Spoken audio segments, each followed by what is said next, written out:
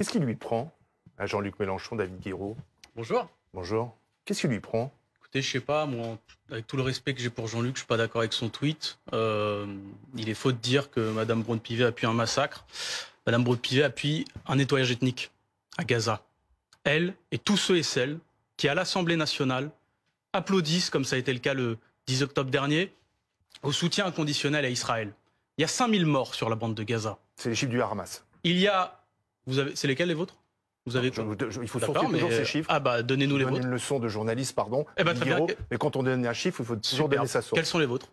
Bah, pour l'instant, on n'a que cela. Donc, oui, et pourquoi? Des chiffres d'un mouvement Pourquoi? terroriste. Parce que les journalistes ne sont pas autorisés, notamment par l'armée israélienne, à aller sur le terrain, vu qu'ils sont en train de bombarder aveuglément tout le monde. Il n'y a pas de journalistes libres à Gaza. Je veux vous dire qu'aujourd'hui, ce qu'il se passe, c'est qu'il y a un nettoyage ethnique qui est en cours. Il y a des gens qui sont complices de ça en France, qui appuient ça sur la ligne, qui n'est pas la ligne française, hein, qui n'est même pas la ligne d'ailleurs vraiment d'Emmanuel Macron, que je critique, que je trouve beaucoup trop tiède, beaucoup trop timide, ils ne font pas entendre la voix du cessez-le-feu, mais qui n'est pas la ligne d'Emmanuel Macron, qui est une ligne différente.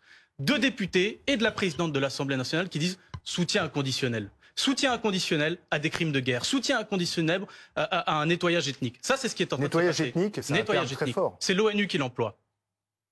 À Gaza, nettoyage ethnique. Pour vous, oui, c'est un nettoyage ethnique qui se Est-ce que c'est un nettoyage ethnique? Quelqu'un a la définition?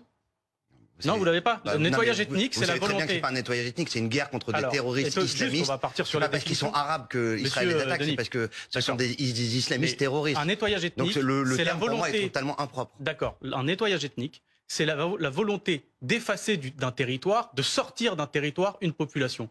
Quand vous sortez 1 million de personnes du nord de la bande de Gaza et que vous êtes en train de préparer le fait, en réalité, de dire que les 2 millions de Gazaouis doivent être exfiltrés vers les autres pays arabes, c'est la définition pure et parfaite d'un nettoyage ethnique. C'est pour pouvoir attaquer le Hamas et éviter les victimes civiles. C'est faux. Là, vous êtes dans un contresens total. Non, c'est un mensonge. Ah bon? L'armée israélienne veut prendre le contrôle de la bande de Gaza. Voilà. Elle ne veut pas éradiquer le Hamas, elle ne l'éradiquera pas. Mais ça, c'est votre interprétation. Non, c'est pas une interprétation. Il ne proclame pas vouloir éradiquer tous les Palestiniens de la bande de Gaza. Moi, j'ai jamais vu quelqu'un qui prépare un nettoyage ethnique dire je fais un nettoyage ethnique. La définition pure et parfaite d'un nettoyage ethnique reprise par la rapporteure spéciale de l'ONU dans les territoires occupés. C'est pas moi, hein, c'est l'ONU. Donc vous dites à Emmanuel Macron qui arrive sur place, ne suivez pas la ligne Netanyahou, c'est ça? Ne suivez pas la ligne Braun-Pivet ni Netanyahou, parce que le problème, c'est qu'aujourd'hui, on a des responsables français, dont M. Amiel en est un des représentants, qui applaudissent au soutien inconditionnel. Alors, David Ce sont des crimes Amiel de guerre. Et député de la Renaissance de Paris, vous avez entendu ce que dit votre collègue de l'Assemblée nationale? Ouais, mais j'ai d'abord entendu que même David Guiraud n'arrive pas à défendre Jean-Luc Mélenchon aujourd'hui. C'est dire. Il a fait rien que ce tweet.